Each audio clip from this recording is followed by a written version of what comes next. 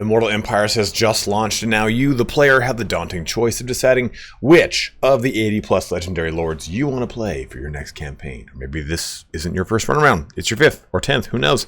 In this new series, I want to help guide you through deciding which lord to choose by giving you a no-spoiler breakdown of each campaign divided by their faction or race. I'll go through each legendary lord, giving you a brief summary of their abilities and what their campaign plays like to help you decide which is the right one for you. I've organized these from the ones I enjoy the least to the ones I enjoy the most, and this is by no means a concrete fact. You might love one of them more than I do. I'm grading them more off of my preference, so don't feel like choosing the first lord on this list is going to be a letdown or anything like that. And in this video today, we will be covering the Lizardmen.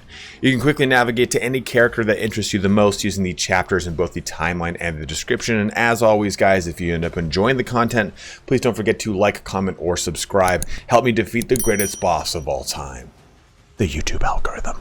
Let's get started here on the Lizardmen campaigns.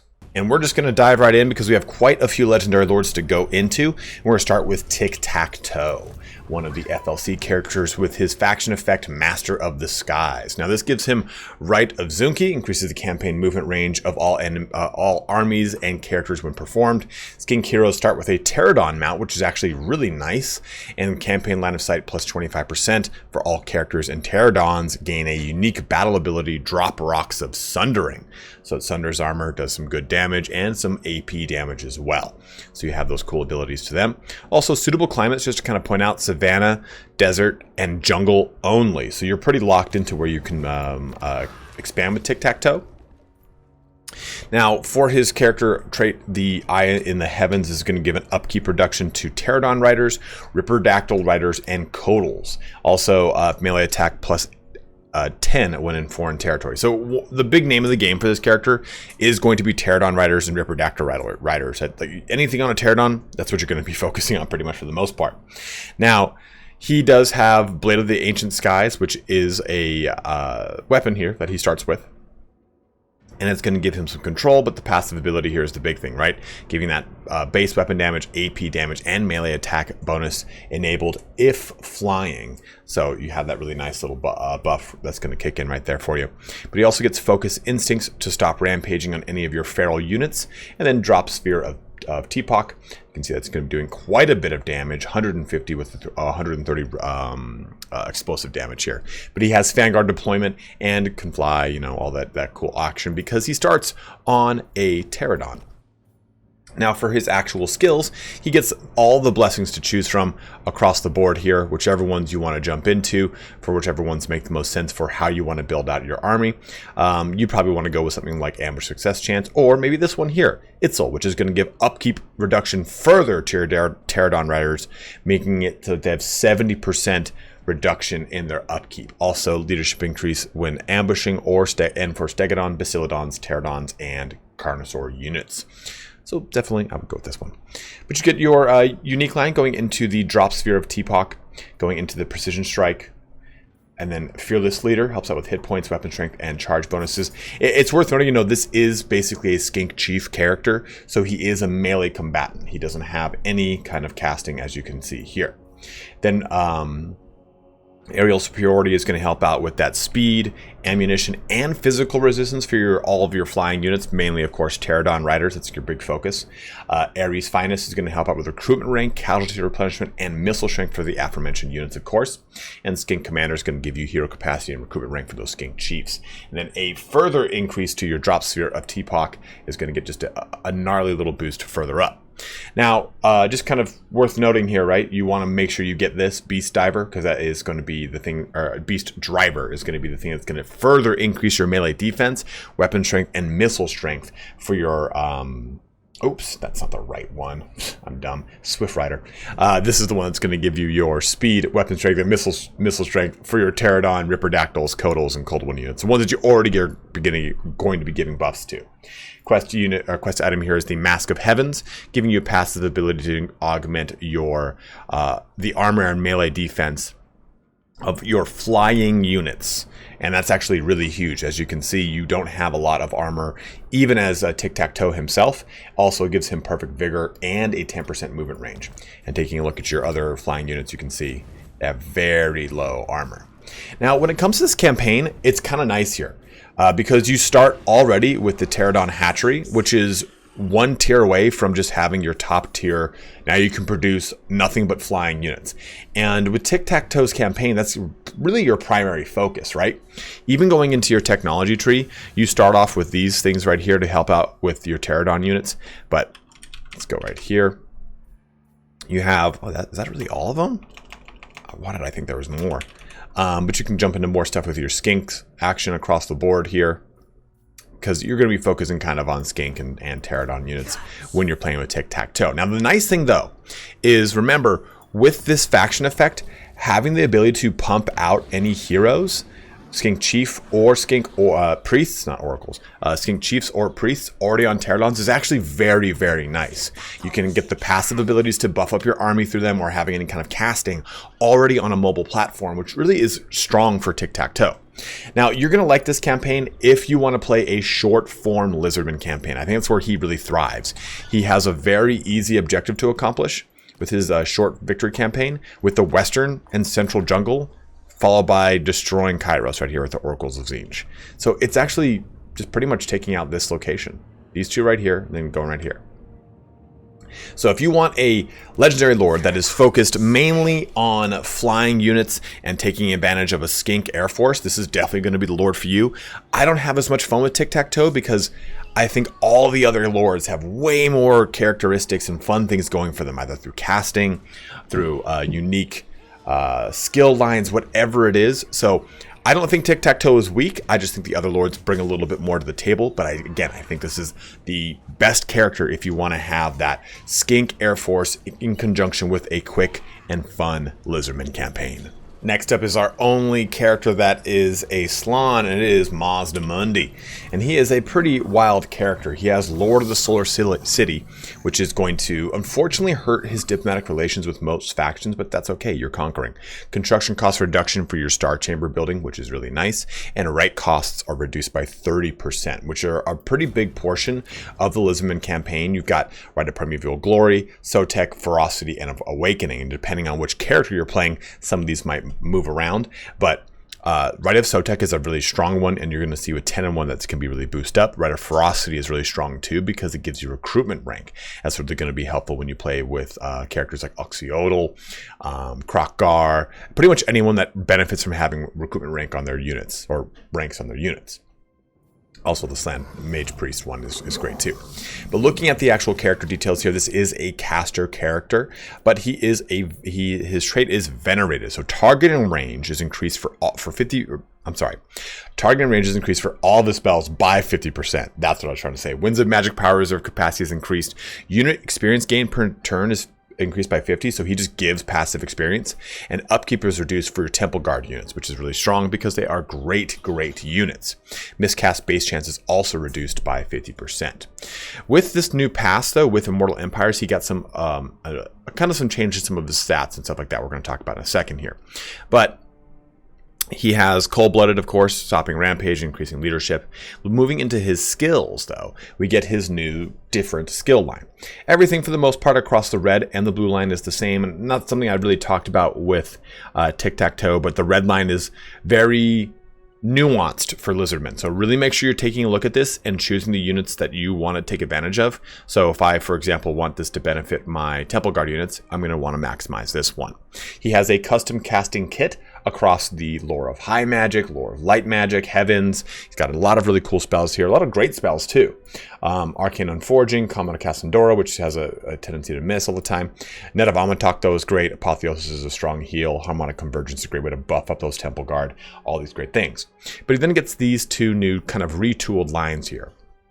Unfathomable Presence is going to give him a barrier, which is great. Same thing that the Tzeentch units have. Miscast base chance reduction. Harrowing Scrutiny is going to give that terror and control. Transcendent Healing is going to give him regen, which is lovely, but then Higher State of Consciousness reduces the barrier replenishment delay by 50%, which is just great. Then the reserves of Eldritch Energy are going to help out that Winds of Magic. Becalming Cogitation is going to again help out that Winds of Magic. Then I go, hey, guess what? It's more Winds of Magic help. But then you get these two big ones here. Focus of Mysteries is going to be a bound Vortex ability that's going to do quite a bit of damage, and then Ruination of Cities, which is a huge damage ability that he gets access to. Then eventually at level 18, he gets his lock, his special Stegodon, which does a ton of fun damage for him and kind of changes him from being solely a caster that has to kind of hang out in the back line to being a character that can just stampede through the opposition, which is very fun. Quest items, he gets the Sunburst standard of Oxyotl, which is nice for melee defense and for missile resistance, and then as well as the Cobra Mace of Mazdamundi, which has all these fun abilities, enable poison, weapon strength, melee attack, and corruption reduction. Post-battle chance of stealing a magic item, those increased by 50%, which is really nice. And here's your Gifts of the Sun here, which is going to help out with allegiance points gained. Now, one thing to kind of take a look at here is when you look at this Lord of the Solar City, construction cost reduction minus 50% for Star Chamber buildings. Let's go ahead and go into this. So this is the Star Chamber, and by creating this, it helps you get better Slann out, and those Slann are your lords that you can recruit that are casters. So this is a nice ability, but it's not really an amazing one. And I think by and large, looking at the campaign for Mazdamundi, it's a little jammed up. You do have to contend with the annoying geomantic web situation, so you need these geomantic pylon, spire, and then eventually locust buildings. But if you really kind of take a look at it, it's a really crowded location. You have got a lot going on right here. I'm sorry, the creeping jungle. So you've got Albrecht down here, and you have got the Sisters of Twilight right around here in the Witchwood. You've got pretty much this whole area right here, and this whole area right here is open to you, which is nice, and I think it's really cool. But Mazdamundi will kind of go north and hit a wall, or south and hit a wall. And I think that the southern expansion doesn't make as much sense for Mazdamundi, and it's kind of a little funky. I guess really what it comes down to is, how do you want to conquer Lustria? Do you want to do it at the behest of a Slann, a Skink, or a Saurus? And that is kind of the way Mazdamundi, 10-1, and Gor-Rok's campaigns all kind of focus. It's really how you want to take over Lustria, in which way you want to do it. I think, though, by and large, Mazdamundi has the ability to go north, but I think that there are so many other legendary lords I'd rather play than Mazdamundi that I have a more fun northern expansion or more fun kind of conquest across the map as the Lizardmen. And again, contending and dealing with the geomantic web is kind of spicy because you don't really have really awesome abilities or ways to take advantage of it like you can with, say, Gor-Rok and other fun characters. But with that all being said, Mazdamundi is still a very strong character, and if you want to play a Slann that's just slapping his way through Lustria or going north and delivering it all over the Dark Elves, then trust me, Mazdamundi is going to be the lord for you. Next up is our big boy Nakai. Now, he has a very fun, new, exciting start in Southern Cathay, and he is a character that's going to be benefiting mainly from Kroq-Gars all over the place. He has a massive horde that's going to be controlling his army he is a horde. He has a massive secondary faction that controls the empire for him while he just kind of grows his horde within. Nakai's vassals occupy the settlements conquered. More settlements controlled come with increased rewards. Recruitment rank for Kroq-Gar Ancients, though, is increased by 3, which is lovely because he also gets this. First spawn, recruitment cost and melee defense reduced for your Kroq-Gars and Sacred Kroq-Gars. And he has his Primal Roar, which is going to be a nice augment for 40 melee attack, 20% physical resistance, and Rampage, along with Cold-Blooded. Now, this character is, as you would imagine, a character focused on beating the crap out of stuff with that big old boomstick right there. And he does a really good job at it. Nakai's big focus is also on buffing up his Kroq-Gars. He just has a generic yellow, red, and blue line. Nothing special. His little special line, though, here gives him increased leadership characteristics, weapon strength, and charge bonus. And that's a big thing too. You know, Demon Crusher plus this right there, that's 15% weapon strength, plus these two right there, that's an additional increase to his weapon strength. Ooh, right there. So You can get really disgusting with Nakai's weapon strength and have him be a beater of worlds in no time. Also, you can make it so that his attacks discourage things, reducing leadership, causes terror. First spawning is going to give passive ability Frenzy for the Kroq-Gar and Sacred Kroq-Gar units, and that's really, really, really good. Also, speed increase on them as well. Adornment's going to help out with casualty replenishment rate and horde regrowth, and then Sacred Wanderer, again, is going to give him Unbreakable. But you really want to go through this yellow line because it gives you these two abilities. Well, one is an upgrade of the other. Miasma of Despair, and then eventually Aura of Inertia. And this will help reduce speed, leadership, and vigor 35-meter radius around Nakai. And it's a really, really good way to just kind of keep things locked down around him so that he can burst them down and destroy them. And it's really going to be a huge, huge focus for you, trust me. Now with his quest items, he gets the Golden Tributes, which gives this ability, damage resistance, and perfect vigor for all allies in a 35-meter radius around him, in addition to 5 ward save for him.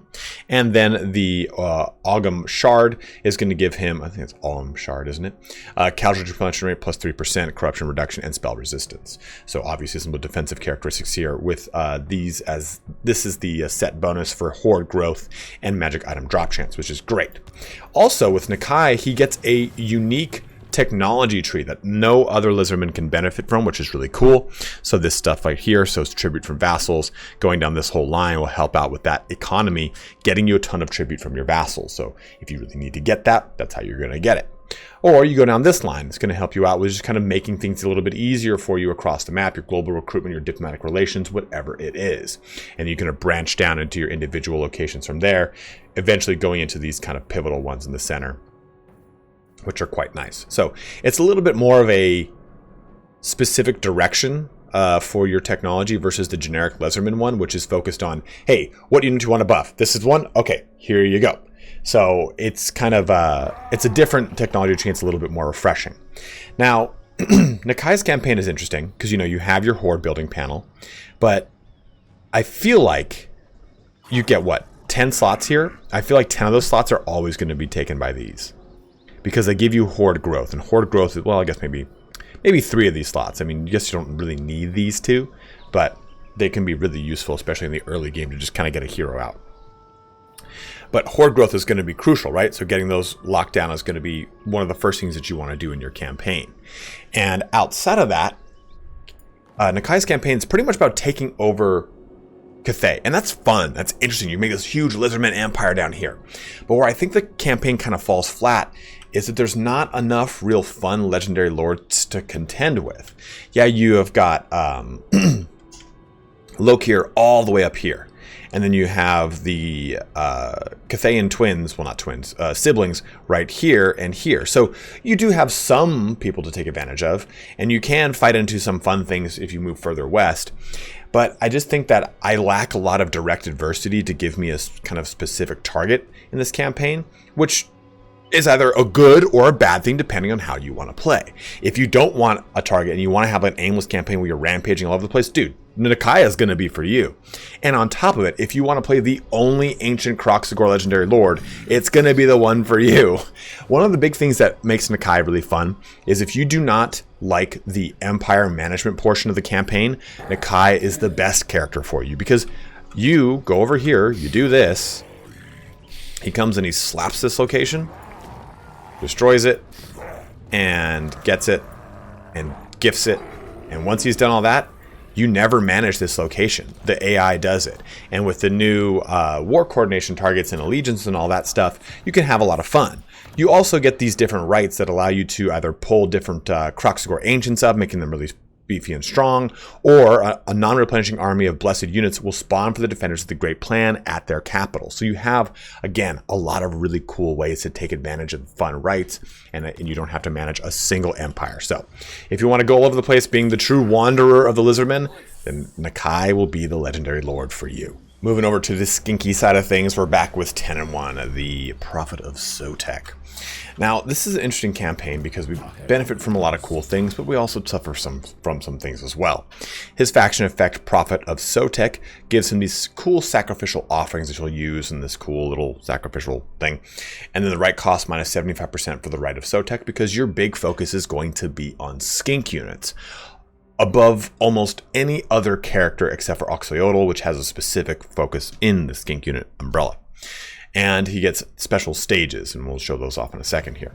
Now, going into our skills, we get the Chosen of the Serpent God, which reduces corruption, leadership, but physical resistance 10% for skink units. You get a lot of really nice bonuses for those skink units. And he starts with the weapon, or with the weapon, Blade of the Serpent's Tongue, which is going to help with weapon strength, AP, and also passive ability, Blade of the Serpent Tongue, which gives poison to all friendly units within 35 meters, which is actually very strong. But he starts with a magic, or he has focus instincts too, which is worth noting. And he actually is, you would think he's strictly a spellcaster. He is not. He has 75 armor. He has pretty decent melee attack and defense here with 471 weapon strength. So don't think he's just going to be sitting in the back line. He can actually get up and close personal and do some damage here.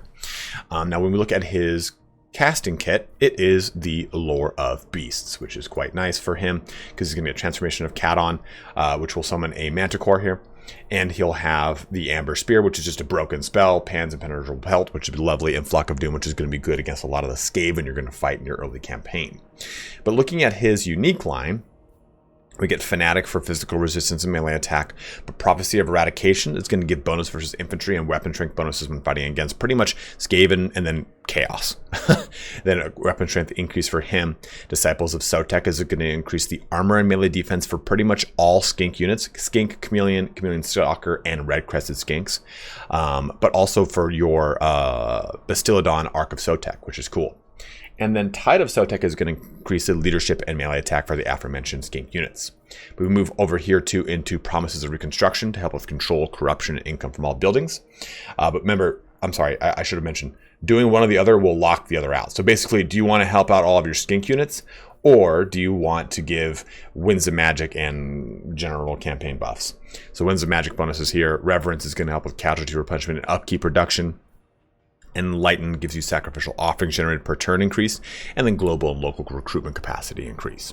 He also does get the Ancient Stegadon Engine of the Gods, which is an awesome ability to just blow things apart with Burning Alignment, a Ripperdactyl, and a Horned one, so he has a lot of really cool mount options, which is a lot of fun, actually. Now, he does have this cool thing, Sacrifices to Sotek, which basically allows him to get Blessed Spawnings on a whim. So he can do this to get Blessed Chameleon Skinks. He can do this. This one, Blessed Saurus Spears with Shields. That's a tongue twister. All the way up to Great Sacrifice of Sotek, Army Ability, the Great Invocation of Sotek. I don't want to ruin it for you. Unlocks Blessed Spawning, Blessed Carnosaur. So you can either choose to give yourself temporary buffs or unlocks a powerful Red Crested Skink Chief. So you can do all sorts of really cool things with this. But this will give you growth for all your provinces for 10 turns. That's a pretty substantial buff there. And all you need is these sacrificial offerings, which you get during missions as a post-battle thing, or from characters that are generating it per turn. And this all then culminates in this up here, the Prophecy of Sotek. And as you move through this, you'll get certain bonuses and get rid of certain penalties. So for example, the Prophecy of Sotek right now, current effects, upkeep plus 200% for Saurus infantry and temple guard units.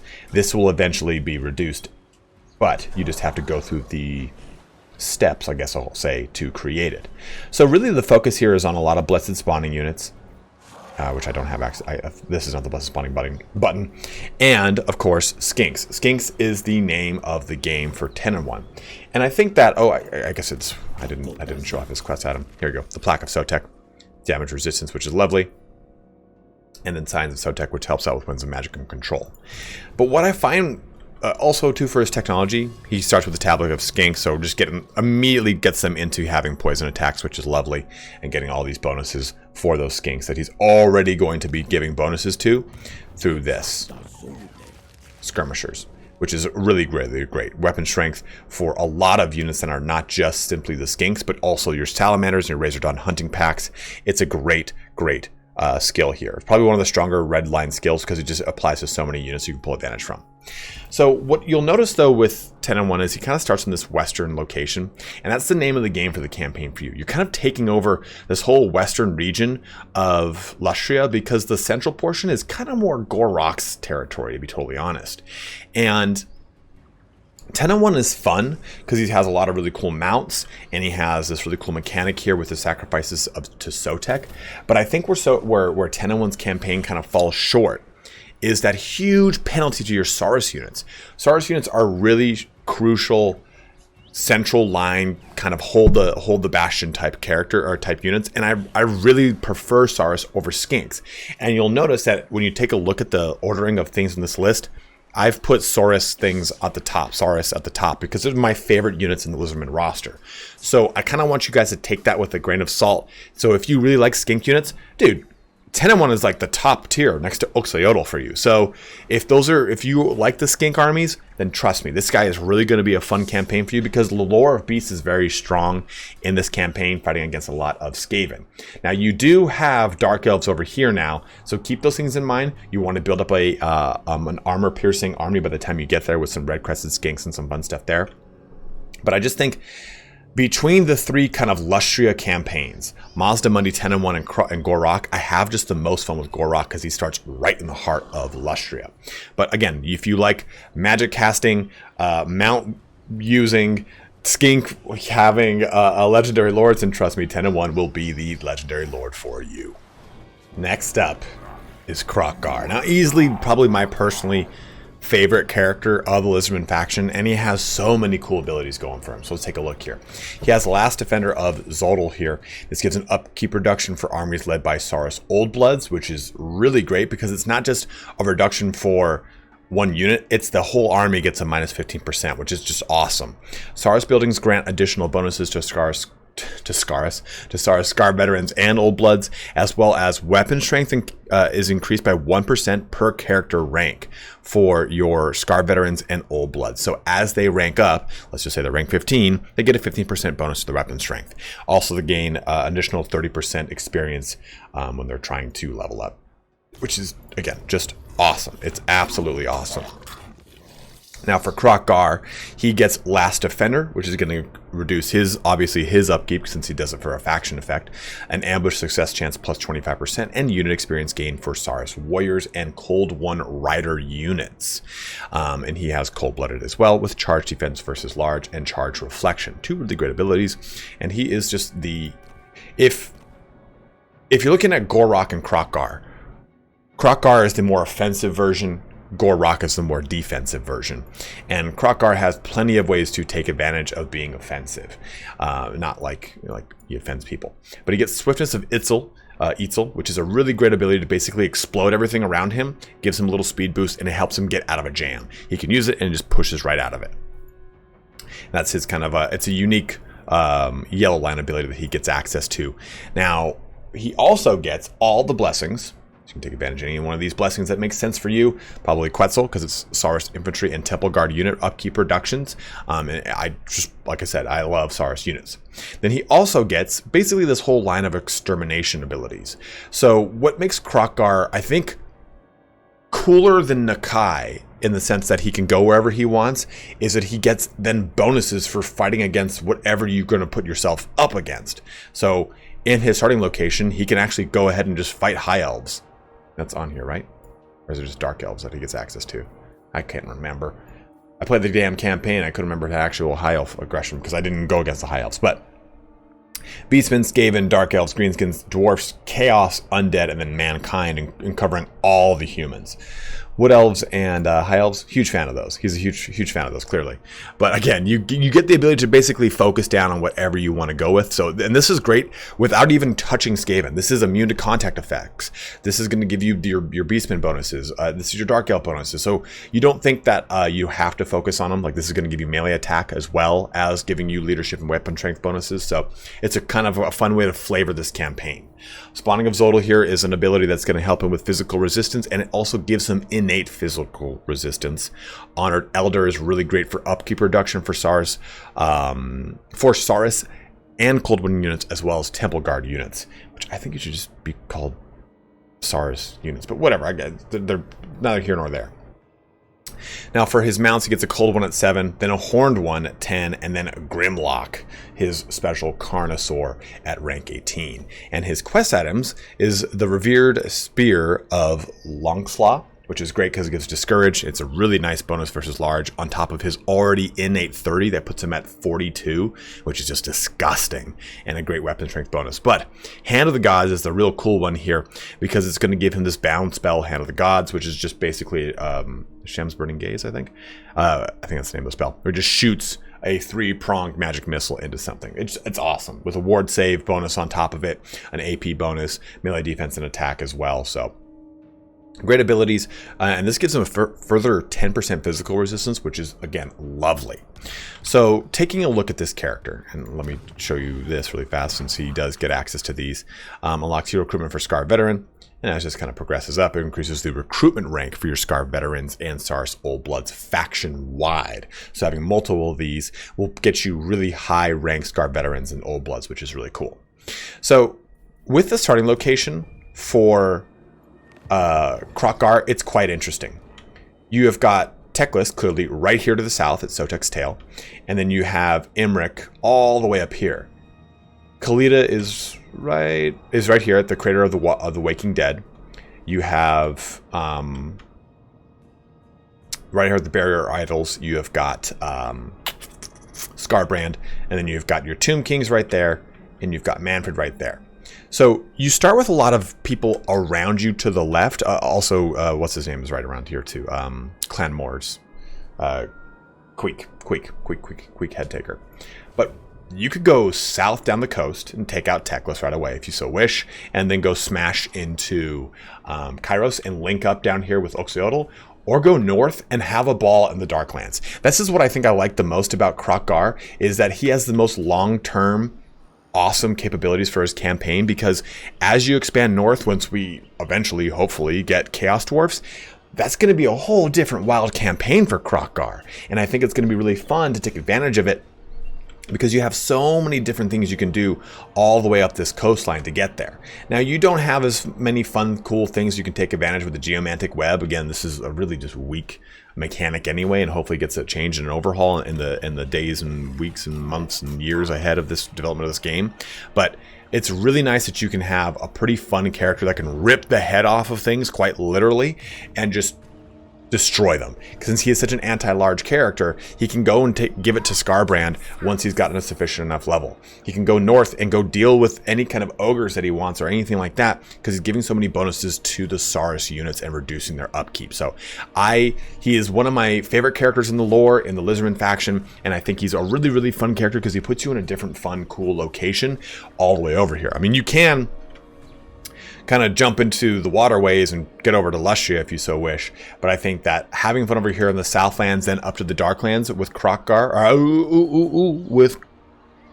that's Kroq-Gar. This is Kroq-Gar. I was at Gor-Rok. With Kroq-Gar is a lot of fun. So if you want an offensive Saurus Old Blood character to play that's going to be just giving a lot of punishment to your enemies, then trust me, it is going to be Kroq-Gar for you. All right, coming at number 2 on our list is Gor-Rok, right after Kroq-Gar here. So the Great White Lizard is a force to be reckoned with, and he has some fun faction effects. So he starts with the Rite of Resilience, rather than the Rite of Ferocity, giving barrier and defense bonuses for Saurus units.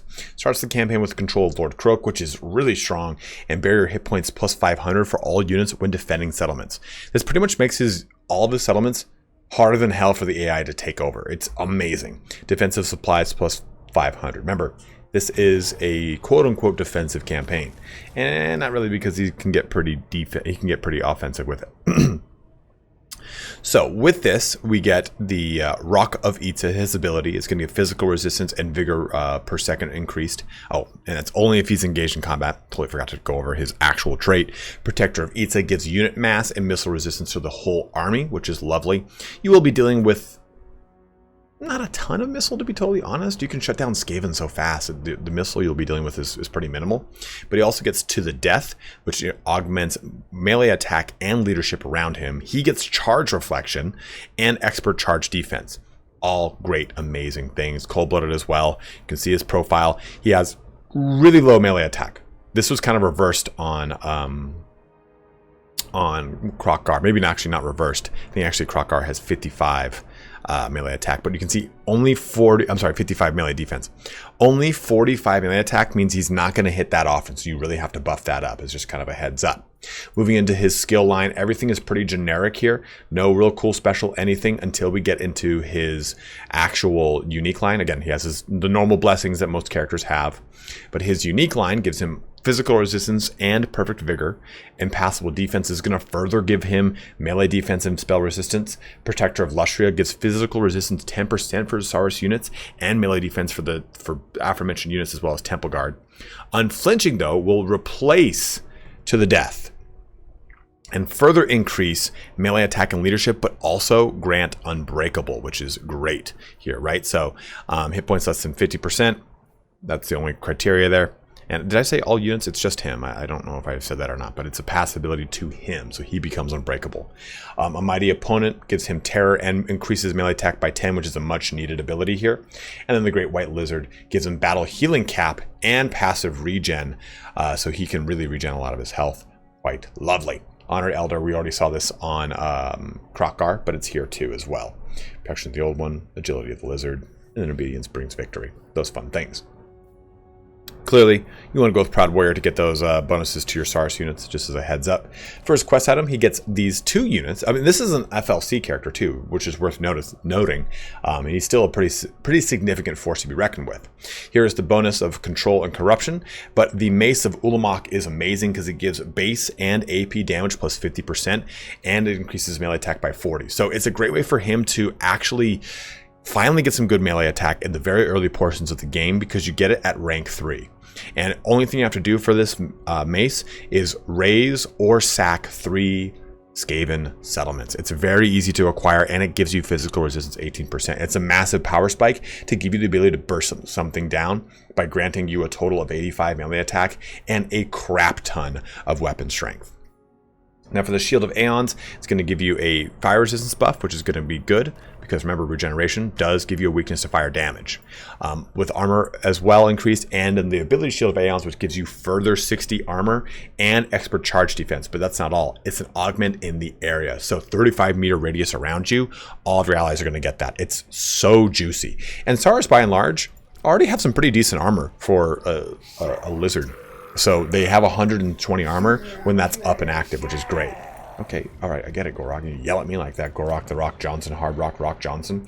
So Rite of Resilience and Rite of Ferocity is there. I'm sorry, I thought that Resilience replaced Ferocity. It does not.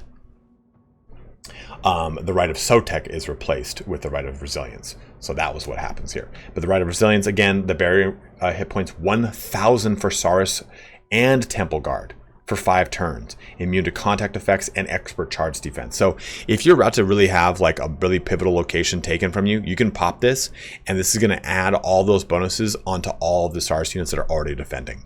Now you also start with Lord Kroq. And Lord Kroq gets all of his items. Just kind of hovering over these to show you how badass all of them are. And then he gets skills, and he has 2 sets of skills: training or replenish troops. When it comes to the passive, he gets the ability to have barrier hit points on himself and causing terror, as well as regen, and the same little abilities that Mazdamundi had. Gets the Supreme Shield of the Old Ones, which is great for the damage resistance there. Greater Ward of the Old Ones for ward save for the whole army, and then Deliverance of Eats the Pizza. It can upgrade these, and he also gets the Greater Arcane Conduit. Like, he is such a machine and a great unit that you get right at the start. And he's a hero. So boom, replenish troops, and he's in Gor-Rok's army. So Gor-Rok is unstoppable in the early portions of this campaign. And that's it. Like that's your campaign. It's taking over the heartland here of Lustria. It's going south and taking all of this from Clan Pestilence, which will expand pretty quickly, and then it's moving north and taking over the rest of it. That is your campaign, and it is very, very fun to do as Gor-Rok, because remember I was talking about the geomantic web and how shit it is? Well, it's actually pretty good for EVGA, because you start in a location that is a there we go. Is a I'm on the wrong button. I clicked the wrong button here. We're at EVGA there. It has 2 landmarks to take advantage of, and you go with this Lizardmen Commune or a Temple Nexus. So you have so many great ways to take advantage of this ability, this mechanic, which I do not like. You need to get these three things over here to boost your geomantic web, but you actually have the ability to really kind of pop off with it because you're in the heart of Lustria, and you start with all these other geomantic, like, web focal points, I guess you could say, nexi, all the way around you. So taking advantage of it is really huge, and you are such a beast with Gor-Rok that you're going to have a ton of fun reaping through everything as Gor-Rok, the Rock Hard Rock Johnson. So if you want to play a Saurus warrior that unfortunately gets no mounts, there's no mounts for this character, period. But you want to have a very strong, beefy, defensive Saurus line that has barrier and all these fun things and is immune to contact effects, and you're just beating apart the demons, the Empire, the Bretonnians, the Vampire Coast, Skaven, all up and down Lustria. Trust me, it's going to be Gor-Rok for you. All right, our number one, our top of the list is Oxyotl, and I'm a guy who likes Saurus, but he's still an awesome character with so many cool abilities. So let's take a look here at what he's got going for him. First, he has the faction effect, the return. So an upkeep reduction for skink and chameleon skink units. There's 2 chameleon skink units that are really good. Additional +1 melee attack, melee defense, and leadership per experience rank for all skink infantry. This is really good. And an additional +1% speed and missile damage per experience rank for all skink infantry. Again, these things are great because you can compound them and really get some strong units out quickly. Also, climate, everything's suitable, so he can go wherever he wants, which is a big portion of his campaign, which we'll talk about in a second here. Moving into our actual details, he has He That Hunts Unseen, immune to diplomatic penalties from trespassing, lovely. Has access to Masterful Ambush, the same one we got from the Wood Elves. Armor piercing missile damage plus 50% for all skink infantry units, and experience gain for units plus 100% when fighting against the forces of chaos.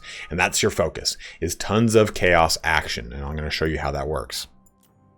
For activatable abilities, Cold-Blooded is there, but Master Predator is going to give range increase, speed reduction, charge speed reduction, snipe, unstop, unspottable. So it allows you to pretty much just kind of snipe things apart because you have a disgusting amount of missile and AP damage that you can do with your ancillaries here, which are your 2 toxins that you start off with, the Fireblood Toxin and the Toad Skin Essence right here. But this one is probably the one I like the most because it gives you Sundering attacks and Flaming attacks. Then this one is going to give you Discouraged, so not as cool.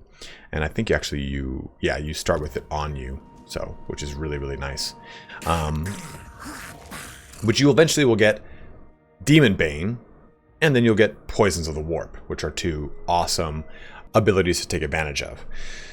But for his primary line, his unique line, he also gets Ancient Knowledge for his Sanctum Gems, and we'll cover those. Research rate and unit experience gain, which is really strong. You really want to get that unit experience, and I'm going to show you some ways you can kind of stack that. Hunter of Nightmares is going to help out with your corruption, your melee attack bonuses when fighting against Warriors of Chaos, but also immune to psychology when you're fighting against any other units of Chaos. Hidden Nuance, or Hidden Nuisance. Greatly reduced chance of being detected while in ambush. Attribute Unspottable for Chameleon Stalker units. And attribute Stalk for all skink infantry. And Snipe for chameleon skinks. Snipe being, of course, that you remain hidden when you're firing. Explorer of Lost Worlds is an upkeep reduction and missile resistance bonus for Troglodyte, Codal, and Skink Oracle units, and then unlocks recruitment further of a Skink Oracle, which you already start with. Behind enemy lines, casualty replenishment, missile damage, global recruitment capacity, and melee attack when in foreign territory, which is huge because you're going to spend a lot of your time in foreign territory. And then the Long Revenge. Ammunition, vigor loss reduction, perfect vigor, movement range bonuses, lots of movement range bonuses for this character. Because you can get that right there for that 5%. This is your 20%. Then your actual Skink Oracle can give you some movement range bonuses as well. He also gets Swiftness of Itzel as well. Explodes him out of any kind of slippery situations. Because he also gets slippery. I don't know why I said slippery situations. And his red line and his blue line are all pretty generic, but of course you're going to want to go into the skirmisher thing to get all the bonuses for your skinks. It's so huge. Moving into quest items, he gets the golden blowpipe of Patui. which is a nice range damage ability for some good missile damage right into something's face, and missile strength, reload time reduction, and range increase for him. So, also, I guess worth noting too is his Oracle. The Oracle is a strong character for him because it is on a, it already comes on a mount, which is great. Oh, Lore Master, that's even better. And he has a pretty cool kit of a Fireball, which is whatever, but Weisson's Wild Form. Earthblood is a great heal. Harmonic Convergence is a great buff. Flock of Doom is great for just doing damage to a lot of like crap tier infantry, which you'll be dealing with a lot of low tier demons, low tier Warriors of Chaos stuff like Marauders and the such. Wind Blast as well is really up with that. But then he'll also get Life Bloom to help out with getting just more passive healing here as well. And Primeval Roar is a really great ability for just a huge bonus to melee attack. A bonus of 24 is just lovely. Also, Telepathic Connection gives it basically a bound Comet of Cassandora with Guerrilla Fighter with Vanguard deployment on that, and Natural Camouflage, which enables him to stalk. And Divinatory Authority helps out with leadership and stops Rampage too, which is really nice. Cooldown reduction to Cold Blood, of course, here, right?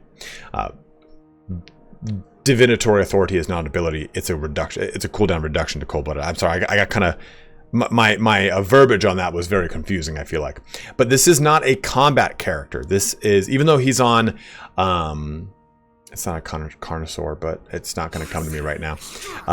Even though he's on a big scary monster, he's using melee or using range attacks. He can do plenty of melee damage here, right? But look at that, 800 anti-large, poison attacks, armor piercing. It's going to be the best thing you got going for you when it comes to hunting things down and doing damage, because that's 120 range on it, which is also very, very nice.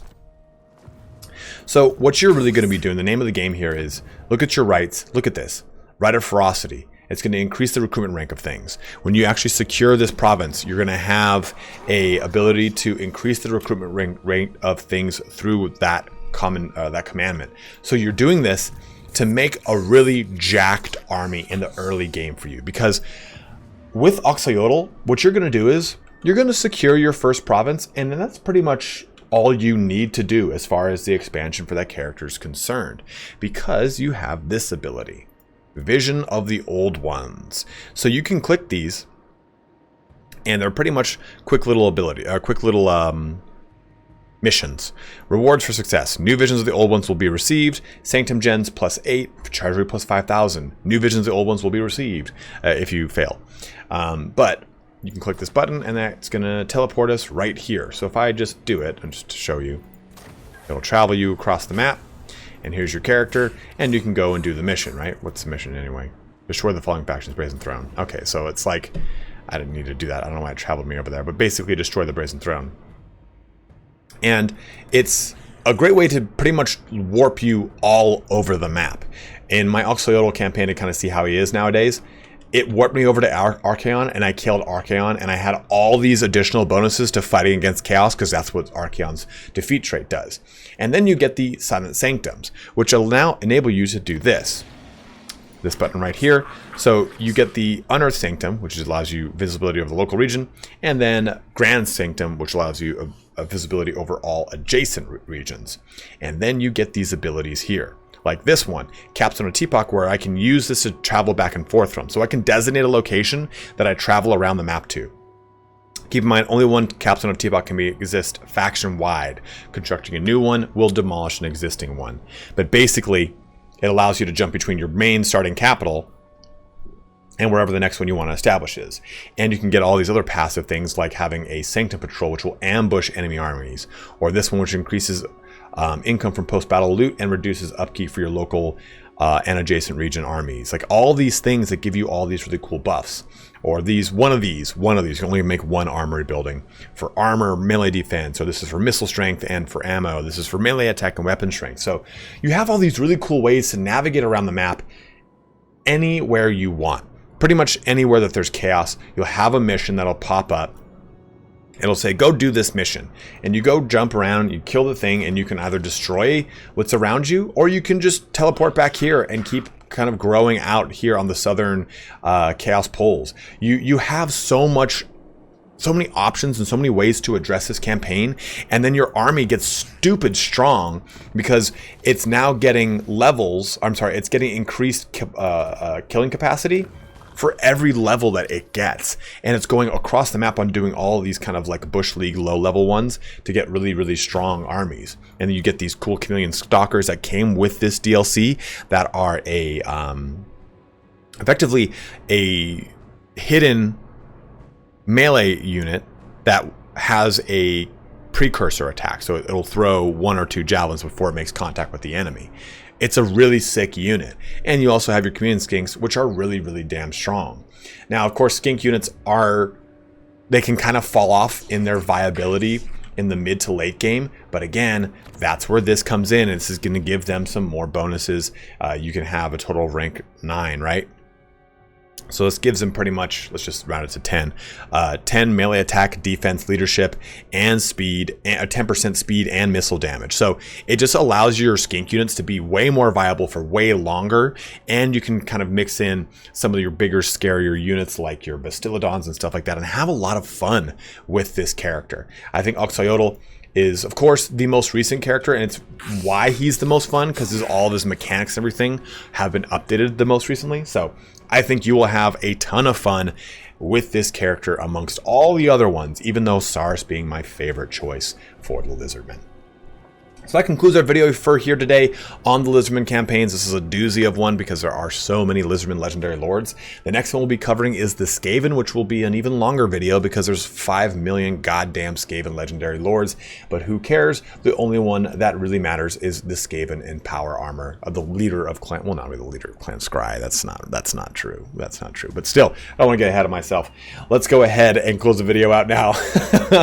If there's any way that you play the Lizardmen that you really like that I didn't talk about, please by all means let it be known in the comment section below. Let it be known, hey, you know, I play Kroq-Gar like this and I've been having a ton of fun. Or play Nakai like this. Don't stay on Nakai at Cathay. Go and use one of the sea lanes and go conquer this region instead. Whatever it is, let it be known, guys. As always, thank you so much for watching here today. Let me know what you want to see after this Skaven, as there'll be my next Lord video after this one.